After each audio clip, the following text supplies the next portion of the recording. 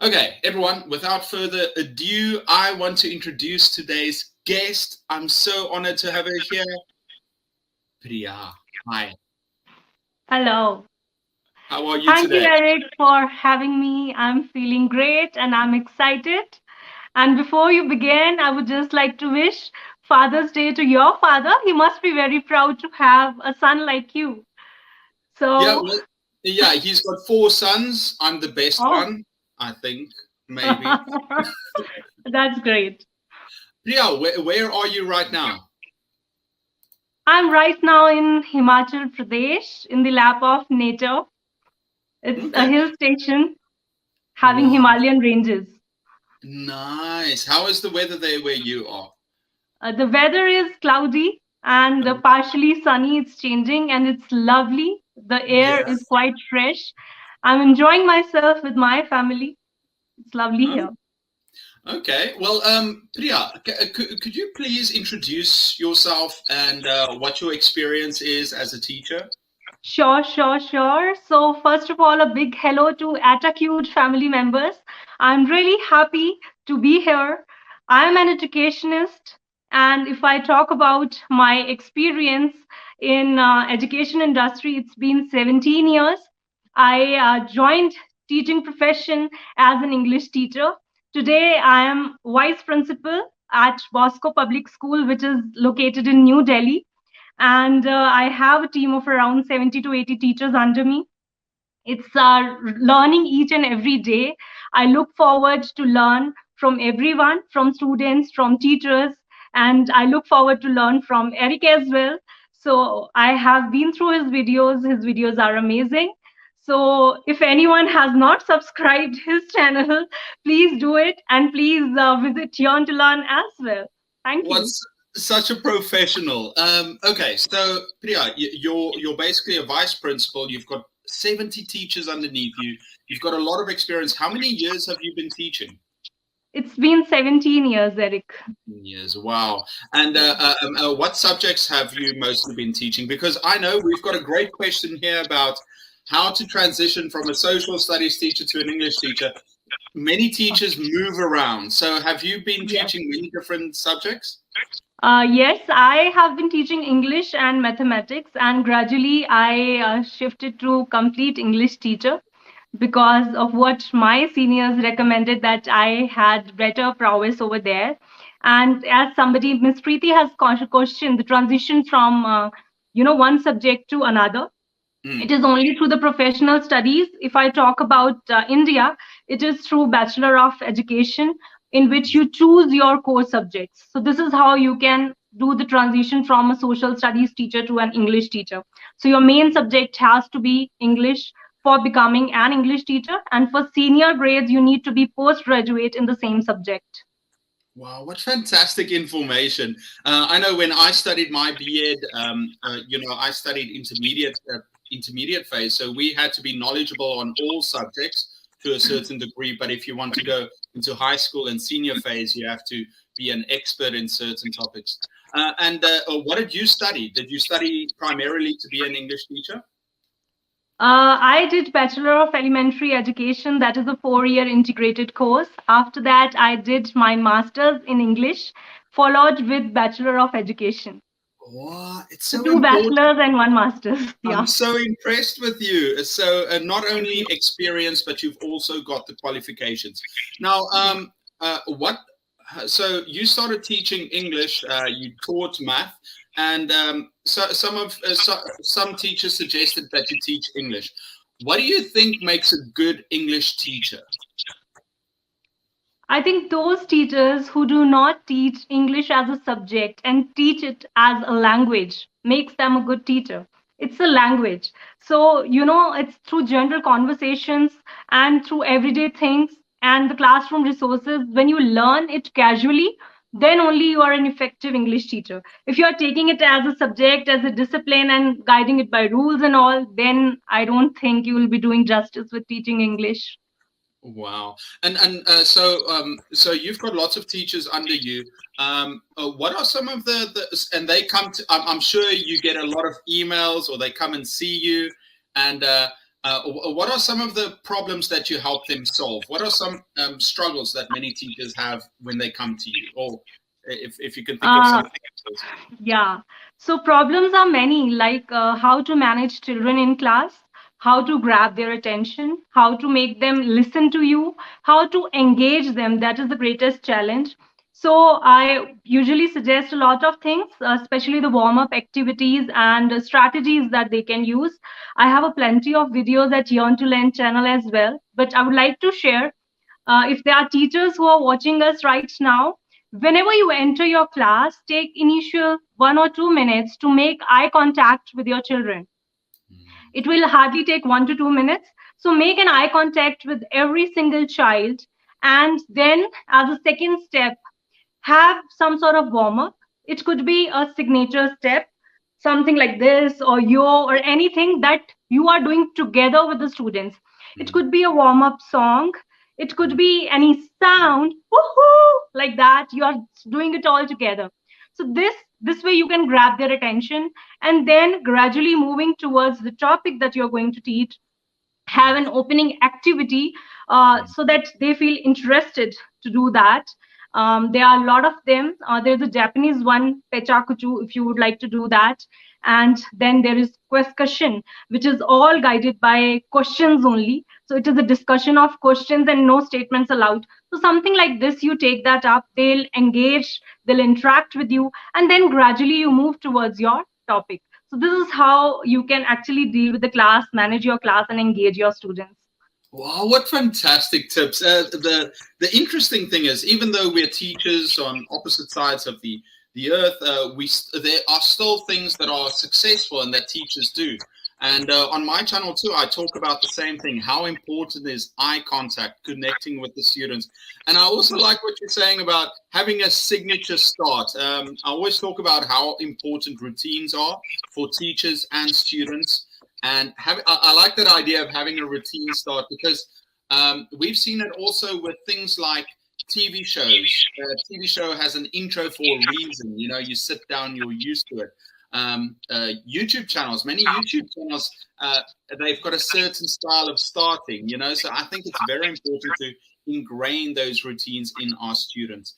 And having a warm-up activity to lead to whatever topic you're going to teach. Yeah. Fantastic. Well, we've got a question here. So, by the way, I'm so sorry. Priya asked me for some questions to prepare because she's a prepared teacher, and I said, "Oh yeah, I'll send you some questions." And I never sent you any questions to prepare. Now you're here, and I think everybody knows me by now. I just come to the live stream and like to chat. So I'm very sorry, Priya. I didn't send you any Oh, questions. don't be sorry. I feel that's your unique way, Eric. You're so impromptu. And I was so amazed the way you started it, from general to specific, talking about weather and specifically the Father's Day and how you gradually moved to introduce me. So it's amazing. It's impromptu. So you go with the flow. Sometimes it works out. Yeah, it's weird actually. Like I told you, it's. So Priya and I had a quick chat before, and I said with my style of my videos is I spend hours just typing away and creating a script that I just read like a robot. And then in my live streams, I feel like I want to be free and just chat. But I'm so amazed with your videos. You've got some points you want to touch on, but you speak from the heart. Has it always been that easy for you just to talk about things, or is it just about teaching that you're so good at? Uh, well, that's a challenging question for me, Eric. I've never thought it that way, but yes, I really enjoy myself when I speak from my heart. It can turn another way around because it depends whether the audience is liking it or not. So for Mm. me, yes, I'm at peace. I enjoy myself. Are you enjoying your channel and the community? I'm sure you're helping so many teachers out there. So I you know, I love talking with other teachers on YouTube or bringing teachers on because you've got so much to share and you help people. Do you like your community? Is it going well there on Yes, your channel? yes, I really like my community because They don't just compliment, they ask questions. I get emails where they want to know about, okay, please suggest some reading strategies, please suggest about the lesson planning. So I enjoy that their questions are coming. They have certain amount of faith in me that they really like what I suggest them. And also there is constructive feedback when they say, why don't you try this instead of this? So yes, I enjoy my community a lot. I feel the exact same way. So I get these questions because I'm learning so much about teaching because I'm getting suggestions, I'm getting questions. I realize what teachers out there are also struggling with, and I get tough questions that make me think about teaching. And one thing I like to do on my live stream, if I've got a guest, is whenever I get a difficult question, I like to push it onto them so it gives me time to think. So we've got a question here from Shaik who says, I'm an English teacher. My question is, how can I teach students grade 1 to 3? I found it very difficult. So this is a teacher that is teaching younger learners. And I know how difficult, how tough it can be to teach young kids. Do you have any tips or ideas for Shaik on how to teach younger learners? Yes, thank you for asking that question. I think when we are talking about grades 1 to 3, we can always begin with one strategy of not checking them when they are trying to speak in English or read English or doing anything. Don't check them, don't point their errors so that they gain certain amount of confidence. This is what I feel. And then we can begin with certain games or activities, like when we talk about word association game. So whenever you're going to say, it gives them a sense of freedom. Word association games goes very simple. Maybe as a teacher, you are saying a word, and then whatever comes to their mind, they have to speak. They are not going to be judged on it. So when you know you're not going to be judged, you feel that confidence in you. And this is how a rapport builds between a student and a teacher, and it makes your teaching learning process far more easier.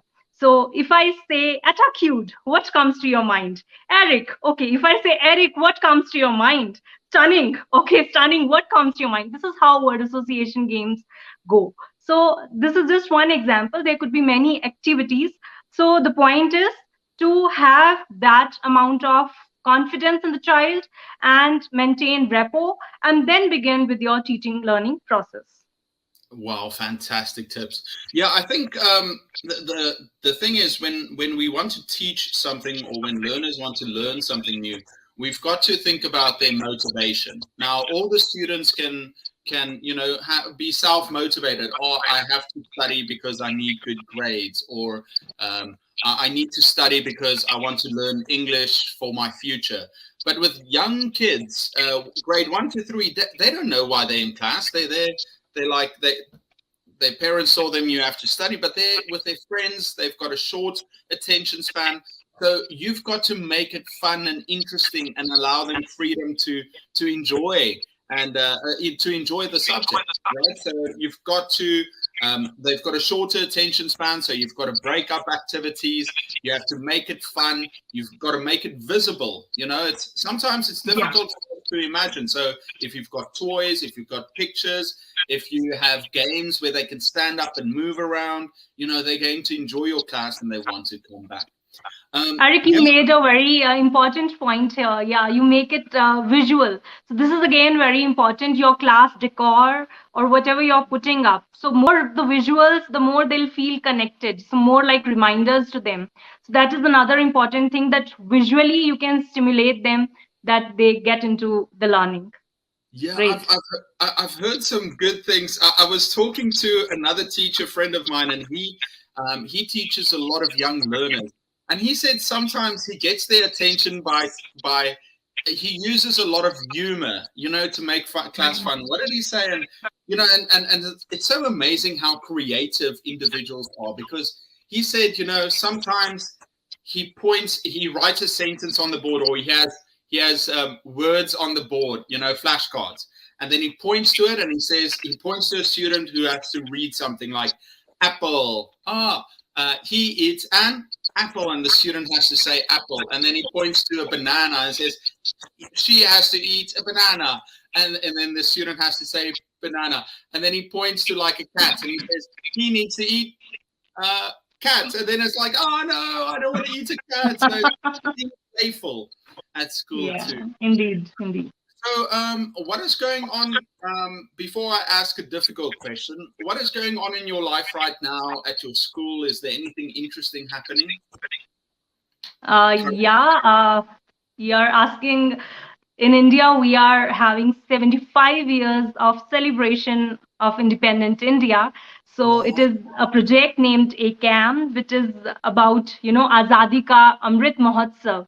So we are celebrating 75 years of India's independence, and all the activities are going around that. And furthermore, on 21st of June, we are going to have a National Yoga Day. So we all are going to practice yoga and meditate together with our students and parents and community members. So a lot many things are going on. Well, that's fantastic. I've been looking at yoga for a long time. It looks great. I like stretching, but it's not the same. I think it's a healthy practice. I've never done it. Which brings me to Do another try that. question. You would enjoy it. Do try that. There are breathing exercises, then Hmm. there are postures, there are asanas that you can follow, and it gives you a sense of inner peace. So you will feel not just relaxed physically, but emotionally, mentally also you will feel relaxed.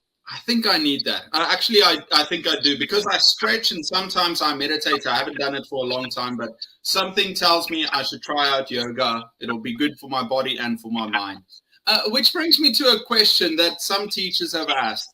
How can a teacher stay healthy mentally and physically? Because sometimes I go on some of these like Reddit, I go on some of these platforms where people talk, and a lot of teachers I can see are drained mentally or drained physically. So what are some tips that you would give a teacher to stay fresh and to stay ready for class? Sure, Eric. Allow me to ask this question first to you because you are doing a great job. Your YouTube channel is there. Then you are educating children as well at university. So, and you are doing live right now. Again, multitude of things you are handling. Do you feel stressed doing that or do you enjoy it? How do you feel about it? Then I'm going to answer this question. Okay, this is an I know this interesting. isn't your interview, but still, we would love I to like know. it. No, this is why I have people on to ask me interesting questions and to share. Okay, so here's what I think. I am in a very fortunate position where I don't have a family. I don't have many responsibilities. I've got lots of freedom at work, so it's easier for me. So first off, I can focus on YouTube and do other things too, and I can focus a little bit on my fitness. But another thing I want to, so I've got a lot of freedom, which is different from most people, and also my mindset is a bit strange, where I try to, I'm very negative. I push myself very hard, and fortunately, I don't think it's good for everyone to be that way. I think if I think people need perhaps more space, and yeah, it's just a way for me to motivate myself. So I'm very hard on myself, and I try and push myself more, which I don't think is healthy for most people. So that's kind of my question.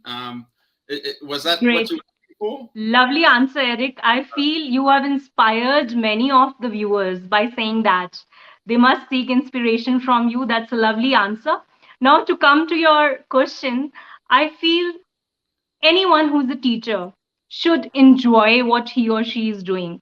If that happiness factor is missing, then there is no mental, physical stability, balance, or work life and family life balance, then everything is missed. So I believe happy teachers make happy classrooms, and happy teachers are at peace, are able to strike balance between their family and their work life. So if you want that, you must enjoy whatever you do. That happiness comes from within. It is not imposed by any outside force. So how, what makes you happy is the question. If you are in this profession, if you are an educator, you should be by your choice, not because someone forced you to, not because you want to earn money. Then there are other professions for you. do whatever you like, make it that, that as your profession. So if you're an educator, enjoy and learn every day, be open towards learning. We cannot call ourselves experts because learning is happening every single day. So if you enjoy it, you will definitely be able to strike that balance. Eric is doing that, I am doing that, so I hope it would help you. Wow, what a great answer. And then we've got two of our most favorite viewers here. Bonnie Esther is here. Great advice from you both. Hi from the USA. And then one of my favorites also, Kev, has something to say. He says, kids are vampires. They are literally draining your mental energy. How? I don't know. It's an invisible process, but it's real. Kev, I know what you're saying. Sometimes you go to school and you've got all these kids and you've got to be friendly and happy and energetic. And then as soon as they leave, you just slump down. You're like, okay, I need to rest. And I think something you said, Priya, is very important is, to focus on what makes you happy and also to have balance. And we say that a lot, but it's very true. You've got to have balance in your life. You've got to balance the stresses and the things that make you happy, and hopefully you can focus on the good things while you're going through bad things. I think as teachers, we don't say this often enough, but teachers are very good at compartmentalizing different aspects. To be a good teacher, you sometimes have to be organized, but this is like mentally organized. So you've got your family on one side, you've got your lesson planning, you've got your colleagues, you've got your sports, you've got yourself, you've got your partners. There's so much to do. For myself, sometimes I try and put these things in these packages, right? Eric, if you allow me, whatever the question Kev has just put, that they drain you out, I recall an incident. Although this cannot work every single day, but yes, on those special days when you specifically feel like drained out or exhausted, so this technique is the silent one. So when you enter your class, don't say anything. Complete silence, and then write it on the board and begin as you play dumb charades, right? So this is something, that would settle children. I've tried it myself, my teachers have tried it. So it would settle them, and it would save you from getting further exhausted. So whatever you're saying or whatever you're trying to introduce, just do it through your gestures, and it would work wonders. Just for those special days, not every day. Not every day, yeah, something special. Yeah. Sorry, guys. I just kicked the plug, and the plug is very unreliable, but there we go. Priya, great advice. Sometimes we can do something special to spice it up. But after thinking about this a little bit, I want to share something that I think about teaching and life in general. As humans, we are not perfect. We are not expected to be perfect. So instead of trusting what we can do, because sometimes you feel up, sometimes you feel down, sometimes you're good at teaching, so your performance isn't always constant. It's always changing, right? But what doesn't change is processes or structure in the class. So at the start, you were talking about when a teacher goes into class with these kids, they should have a structure to their class, right? So that you know exactly what's going to happen next, and the students too. And now that I think about this, if you create structures within your life or within your classes, it takes the pressure off of you, because you know automatically what's going to happen next, and your students do. So for me, for example, if I go into class, I know I'm going to just smile. I'm going to ask everyone a question. We've got some kind of starting activity to lead to the topic. From the topic, we're going to focus on the grammar. We're going to practice it. So whatever you're doing, if you structure your classes with young kids, maybe you can structure it in a way that it's automatic. They're going to listen to a song. They're going to do a chant. They're going to do this activity. And maybe that will negate the drain, I guess. Yeah. So basically planning goes a long way. If you plan well, then only you can structure your class, and maybe you need to be flexible inside, but then it would help you, and it would save you from a lot of forthcoming questions, concerns, or issues. Yes. Excellent. I'm so happy to have you. But you know what? One thing I was talking about is I said that I put a lot of pressure on myself. And if I don't make it, I feel like I failed. And I think we as humans and we as teachers, maybe we only look at our failures and the things we do wrong, and we remember those things and the bad experiences. So I want to change it up a little bit. Let's talk a little bit about successes. Um, in this past week, what are some successes, or what are some things that have made you happy throughout this past week that you can look back on and you can say, wow, I think I did something good, or something good happened. I did something well. Well, that's an amazing question. You're asking me in person, like Yeah. as a person? Okay. See, for me, I find happiness, or how I define my success, it is in, little things. It need not be a big award or any big recognition.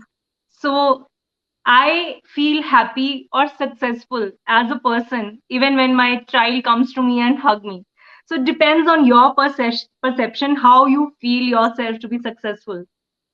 If I'm happy, my family is happy, I'm successful at home. If I'm doing my job properly, even if it involves, some arguments, disagreements, but end of the day, you're coming to an effective solution, you are synergizing for the betterment. So all those things, I feel these are the steps how you feel motivated, and I define my success in this way only. So if I talk about last week, so taking a break after so long from my routine and coming here in the lap of nature with my family, it's success for me because Mm. I could make it happen. And another thing, having myself at Etacude with Eric, of course, this is a success. So as a YouTuber, I'm successful. So these little things make me happy and feel successful. Thank Oh, you. yeah, I guess it all depends on the person, what is the word? Your successes depend on what you define as success. It's all Yes, relative. indeed, Thank you. I indeed. know someone's going to type it in the comments now. Yeah, it's all relative. It depends on the person. And I think one of the things that I sometimes say is that we've got to change our goals, or we've got to change what we see as successes. Um, like at the start of the year, I was a bit overweight, and I came back to Korea. I was 10 kilograms overweight, and a friend of mine who's into fitness suggested, "Okay, Eric, here's a challenge. For for 1 week, I want you to walk 10,000 steps," which is okay. I could do it, but it was a bit of a stretch. It was a bit too far. And what I thought is, sometimes if I'm and I finished it, but I thought after doing it for a week, I was so tired I didn't want to walk anymore. So something that I was thinking about is, if we make our idea of what success is, if we lower the bar a little bit and rather Yeah. do it step by step, we are more likely to be successful. If I say I only feel successful in class if all of my students pass with with flying colors, that's successful. And the students don't achieve that, then maybe I'll be disappointed. But if I say success is having a happy class with the students are improving, or something like that, something manageable, I will feel each time I achieve that, I will be motivated to push even more. Let's see. We've got some. Berta says, "That's why I love Indian, how affectionate speech is like." That is so nice. Did you see what Berta said? That's why I love you. Thank you so much, Plata. So Oh my God, lovely. Carmen says, I'm blushing. and then BM says, "Your guest is very energetic and pretty." Wow, BM, you're so lovely. Bonnie Esther says, "I love Thank your you, thank you, thank you. Sylvania, I see myself like her. I'm really enthusiastic, positive, and happy. Well, Great. let's. I was talking about goals earlier. What are some of your goals for this year? It could be for your YouTube channel. It could be, professionally or personally. What are some goals that you set for yourself? Yeah, goals for myself. For YouTube, yes, I'm looking forward for having 100 subscribers in Y2L family. So this is one of the goals for YouTube. And if I talk about other goals, other personal goals, I have applied for becoming in association with the United Nations regarding SDGs, if you have heard of Sustainable Development Goals. So I am waiting for the acceptance letter from the UN so that we can get associated on projects like that. So this is one of the personal goals I'm having. And I really look forward that we all, not just Indians, rather the global community of people should, look forward for sustainability and not just talk about it, rather put ourselves in action and motivate our students so that they can sensitize their family members for the same. This is something I'm looking forward to. If I can do that, if I could make that change happen in action, then I feel, I would achieve the best. Wow, what a great project to be working on, and what a fantastic goal. Priya, yeah, I think that's fantastic. Having such a collective goal to help people out there, not just for Indians, but globally to push out. Global.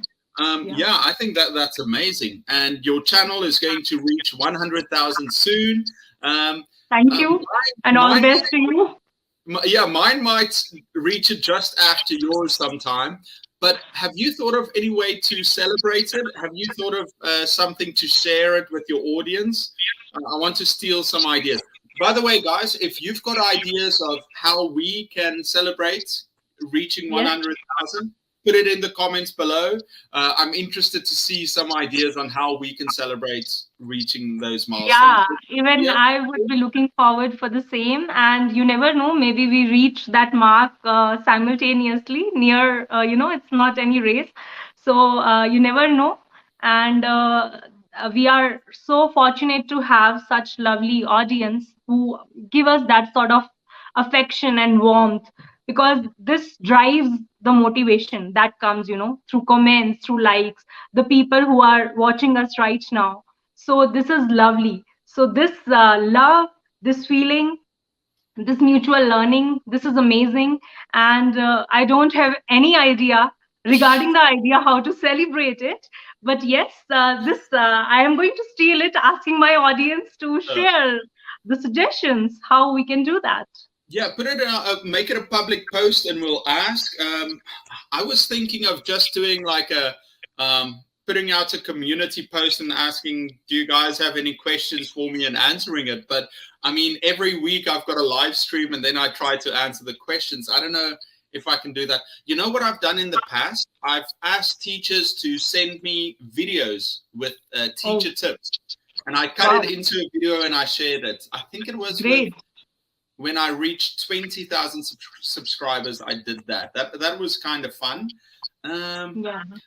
Here we go. You would So wonder, Eric, I have never live streamed through YouTube till now. So maybe really, this is one thing I would do. I would live stream on YouTube at 100K. This is something I can do. And yeah, 100% do that, and then invite me, and I'll come and say hello and say yes. congratulations. By the way, Sylvania says, my first English teacher here in Brazil is from India. I love that experience. Wow, Sylvania, what a great connection. Mrs. Abiola, she gives the hand clap. Blurta, God bless you and may your goals be fulfilled. And then Sylvania says, we can celebrate a great group chat on Zoom Live. How about it? Maybe. I've tried it before. Sylvania, thank you. Thank you for the suggestion, Sylvania.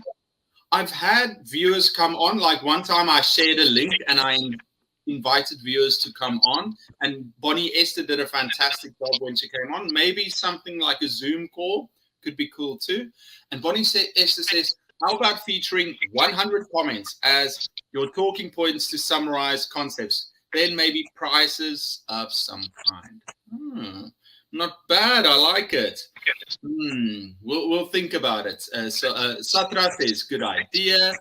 PM says, give my love to your guest and the best teacher. Thank you, Dina. Okay, and then so back to teaching.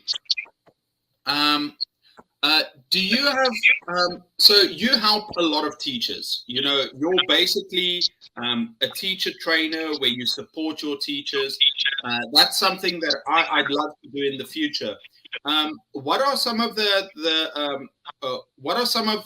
teachers that you've helped in the past or recently? What are some experiences in the classroom that you would like to share that teachers have had?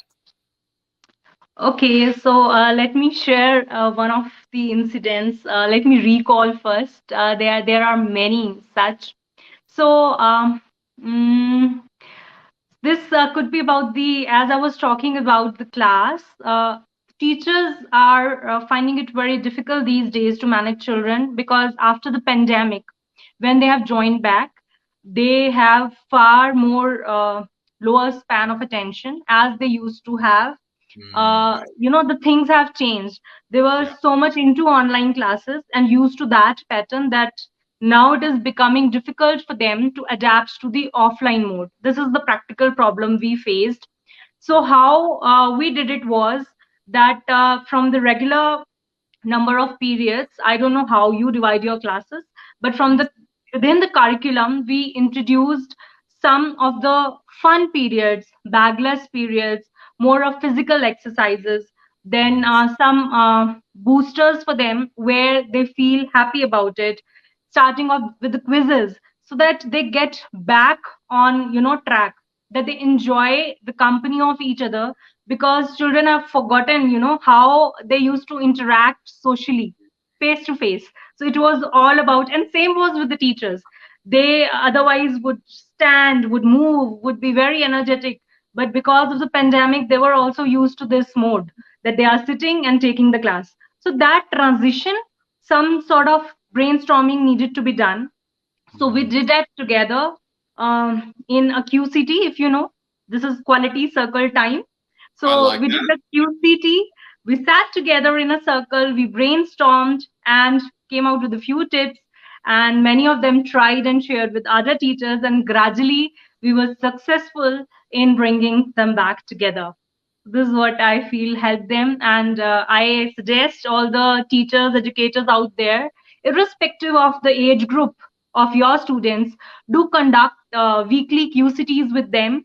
There are certain rules for the QCT, but if you do that, do without obstructions and do sit in a circle so that everyone can face each other, guided by certain rules, have some sentence stems, some starters, and do not judge anyone when they say something or share something. So this can be a beautiful, beautiful exercise for you as an educator as well as for the students. Wow, what a fantastic answer! I'm here taking notes. QCT, quality circle time. I love it. Well, actually, I think a lot of teachers have been going through this where we found that, right, students were online for a year, almost 2 years, and now suddenly they're back in the classroom. And even at university, we could see that there was a dip in the quality of the students' work. We could see there was a dip in their social interactions and how they worked with others. And a lot of teachers were complaining. They were saying, the students are so bad since coming back from online. They are lazy. They don't want to work. The quality of their work is very bad. And when we put them into groups to work together, they don't work well together. And a lot of teachers I know were complaining about it. Me, myself, I could feel, oh, you know what? I asked the students to do something, and then many of them didn't do it correctly, or they didn't put in any effort. And my first response is to say they are wrong. The students should get better. They should improve. It's not on me to sit in class. They have to do homework. But after thinking about it a little bit, I think our roles as teachers, it's to prepare our students and to make sure that they are ready. And it's not just to give them homework, but maybe now we've got to help them re-socialize. We've got to show them how to do the work, to put in the structures. So, for example, we've got to prepare them for success. We've got to scaffold how we get them to do the work. So instead of saying, okay, guys, I need you to perhaps, I need you to write a speech. Now we've got to scaffold it and say, okay, well, this is how you're going to write an introduction. This is where you're going to find ideas. This is how you're going to write it. This is some of the vocabulary that you can start looking to, and help them put it all together so it's not too much. So I think that is fantastic to talk about. And the quality, the quality circle time. Yeah, has that helped a lot with the students and with the teachers too? Yes, it has, amongst the teachers as well as, the staff members, and as well as amongst students when they sit together as a class and then they brainstorm or then they share what they have to. This work wonders. I think everyone should try that out. This is going to be fun. I think so. I like that. Yeah, well, I've got a BM. So asked if Indian school sticks to. I don't think so. BM in South Africa, I was like we were hit, but I think at some point most places stopped it. Like Priya says, it's such a. It's more about a collaboration with the students, and uh, Yeah, but I can answer that, Eric. There is no issue. Of course, I don't know how beating with the stick, it was somewhere when we were young. We also used to hear that, rather faced it, if I be honest. hmm, But now we have grown up, and the emerging community of educators here, they are pro students, child centric, and striving to make learning joyful. And hmm, just to as you can say, icing on the cake, we have also got a legal rule here that corporal punishment, is not at all allowed in schools.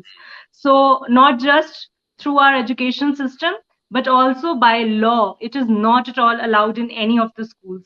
So no punishment. Rather, we find constructive ways to improve wherever the children either bully. For example, in my school, I have an anti-bullying squad. So in case any child is bullied, so there is a team of student members only who are going to deal with it. And if they are not able to deal with the same, they take help from the teacher members. This is how it goes. So nothing is like punishment sort of thing, but a constructive solution to improve wherever they are falling. This is how we work upon. wow, Thanks for asking that question. It's what important. a fantastic answer.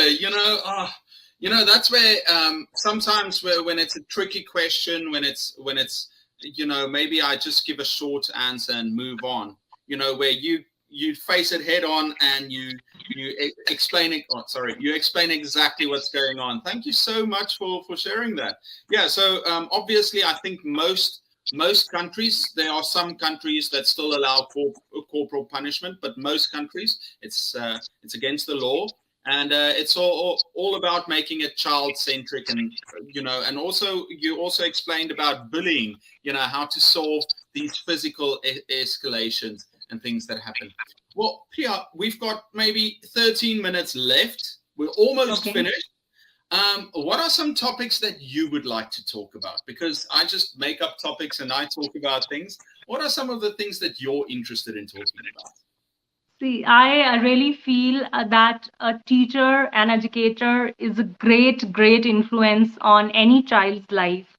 Hmm, So, whenever we as a person go in front of our students, we should lead them towards positivity, even if inside we are ourselves, not very positive.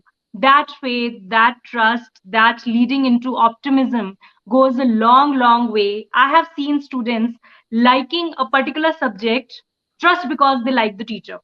hmm, So the transition comes from one grade to another because the teacher is good, the teacher is energetic, the teacher is affectionate. They start liking that subject which that particular teacher teaches. hmm, So, teachers, you all are great influencers, and it is not at all an easy job to become an educator. So, you're already successful because you are doing it.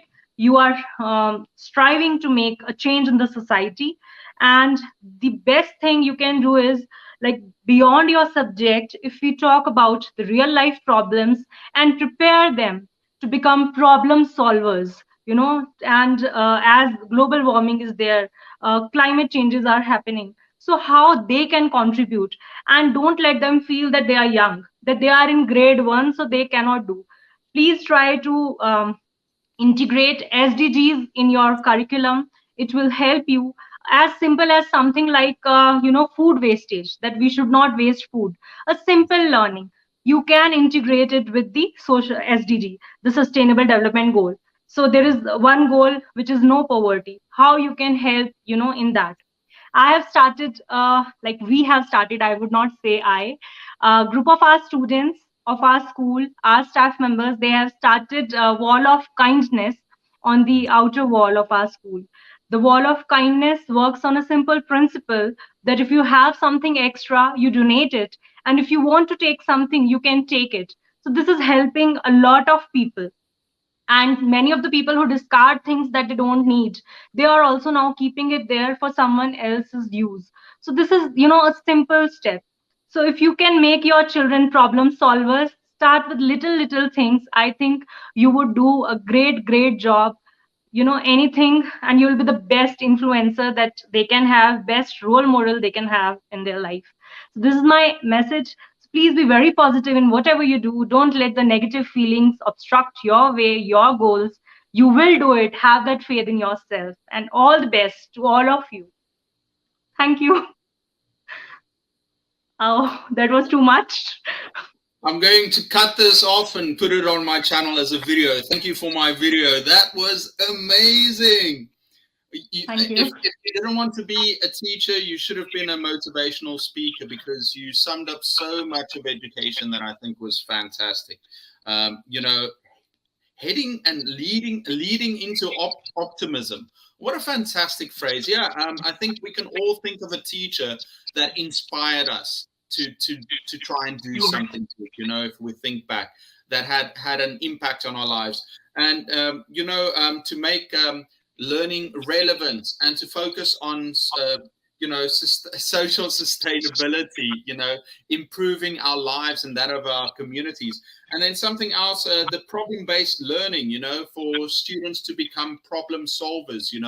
I think when we think of students, the best way to learn is by being active, and being an active part of something. If they're just passive and things happen to them, they're not very likely to learn. And you just spoke about everything so well. So I'm going to cut up that part of the video. I'm going to make another video, because that was beautifully said, Priya. I think That's so kind of you, Eric. So kind of you. See, Allow me a few seconds of conveying my gratitude to you. I am really thankful, Eric, for having me. I have never been in any such collaboration till now. This is my first collab. I have never been on anyone's channel. And dear viewers, I would say that I was really impressed by Eric as a person, what he is. And of course, a lot of amazing videos he's posting at Etacude and helping teachers out there. So they are seeking their help. And this is amazing. I really feel very good and humbled being invited here at Etacude. And I wish all the best to Eric for his future ventures. You are doing a great job. May God bless you. Thank you so much for having me. And this is the final thing I would say. And you can take up from here, Eric. All the best. Oh, Priya, thank you so much. I really appreciate that. I think having met you and watching your channel and seeing what you're doing for not only your school and your community and all the teachers out there, I think you're such a positive impact on the world. Thank you so much. And also for the nice things that you said. I really appreciate it. We've got some great comments here. Teachers work hard, and thank you so much for all the amazing tips, Sylvania, Mrs. Abiola. Nude, yes, we can make an honor shop in our schools. I like what you said about the wall of love, the caring wall. Yeah. And this is what Bonnie Esther says. She says, you are a natural at this type of format. Do it more. Priya, if this is your first one, it's scary to think how good you're going to get, because you are so good at this. Thank you. Says, that's amazing for teachers. They have to watch this video. I told you I'm stealing this video. Teacher William says, great work. And BM says, your guest is so kind. Mrs. Abiola, one of our great viewers, she also loves what you're saying. She Thank says, you. I really Thank like you. your guest today. Thank There you. was something I wanted to say. I'm going back here to Kev the Rev. Kev, one of his suggestions is a suggestion. 10 teachers, 10 countries make maybe a 3-minute video of their class. Students, not the teacher, say hello and talk about their culture or something. Culture. Kev, Wow. I will do this if you are one of the 10 teachers. I will do this for the 100 video if you are one of the 10 teachers and you ask your kids to talk about it. Actually, I had earlier this year, or earlier this week, one of another teacher sent me a message and said, Eric, my cousin loves BTS. I don't know. Do you know BTS? BTS is like a pop group in Korea. Yeah, I've heard of it. And this teacher is from South America, and she said, oh, my cousin just loves BTS. Can you find a Korean student to say happy birthday to her? Her birthday is coming up. So one of my boys was very naughty in class, and I helped him out. And I said, okay, I'm helping you out, but you have to do me a favor. And the boy said, yes, teacher, I'll help. And then after class, I asked him to take us a recording and say happy birthday to the girl. And she did. And she just loved it. So I was thinking, what about your students? Is there a way that you like to connect them to the outside world? This is just a little bit off topic, but is there a way that you like to connect your students to the outside world too? Yeah, and not at all off the topic. Recently, only we had a virtual exchange program with the students of GRS Elementary School, South Korea. And yeah, so we had multiple exchanges. They learned about our culture, we learned about their culture. They sent us a box full of goodies and their delicacies along with handwritten letters, and we also reciprocated the same. We also sent them a gift box to South Korea, and they shared the pictures with us. This was lovely experience. So we get to know, and we are open to all such opportunities where we get to learn from each other's culture. My students are looking forward for the next session. So we had 3 such sessions. Now we'll progress into the other one, and it's really amazing, really amazing. And the teachers and students of South Korea, they are so kind, so generous. We love that interaction. So yes, that's a fantastic story. Yeah, I love this for the students also to meet kids and other students from other countries to learn about their cultures, to share, to make new friends. Yeah, I think we've got to help our students and share other parts of the world with them. That's one way of learning. Now, let's go through this. We've got so many great. Before we finish, I'll just read some of this. Asfia says, now this is a teacher duet. Your guest is so polite. I love a kind heart. Thank you, BM. Rosalind says, thank you so much for your time, and I really enjoyed it. You are such a wonderful and great teachers. Asfia from the Maldives. Thanks, but sorry, Eric. Oh, you got 5. Okay. We're going to talk about this later. Sorry to hear about this, Kev. I hope you're doing okay. I'm sure you'll find another job soon. Kev, be positive. This is what we talked about, and you have it in you, and you'll get that. Just be positive. The nature would work to come to you, and you will share the good news with us soon. All the best, Kev. Don't worry. Well, Priya, great words. Yeah, exactly. Kev, you're going to find a better job soon. I'm positive of it. Dina, such a smart teacher. Nefeti, my students are crazy about BTS. Paul is here. By the way, guys, check out Paul's channel too. Good morning from here. To celebrate 100K, maybe have folks send in video clips to congratulate Etacude or Yearn to learn from students using a greeting. Bonnie Esther, that's exactly what Ken did. I think you guys are different sides of a coin, Korean teachers are so Thank smart. you, Bonnie. Thank you. Bonnie Esther, love to Kev. P.S. I've tried finding you on social media. Would love to connect. Okay. Priya, we're at the end of our interview. I want to say you have been a fantastic guest. numerous times. I've just been taking notes and learning from you. What are some final words, some final things that you're working on that people perhaps can look for in the future on your channel? Okay, I'm working on more of the teaching strategies for engagement of students in the class. And there are certain things that I have received. For example, QCT elaboration. What are the guiding principles for organizing a QCT? And Tony Ryan's questioning skills I have been posting, and I'm going to end the series soon. So there are so many thinking keys you can learn from Tony Ryan's thinking keys. It's amazing. Go search it on the internet, you'll find it. And further, flipped classroom is something lovely, wherein students don the hat of a teacher and they take up the topics. So it would reduce your workload, and it would be amazing to see how children do that work in the class. So these are a few things I'm working on right now, and would soon launch on my channel. Thank you for asking that. And we can always work together and learn from each other. So, just before you go, thank you is a small word, but I believe if spoken from heart, it holds immense value. So, a big, big thank you to everyone out there. Thank you so much. Well, Priya, you were a fantastic guest. Everyone, please go and subscribe to her channel. Priya, have a fantastic day.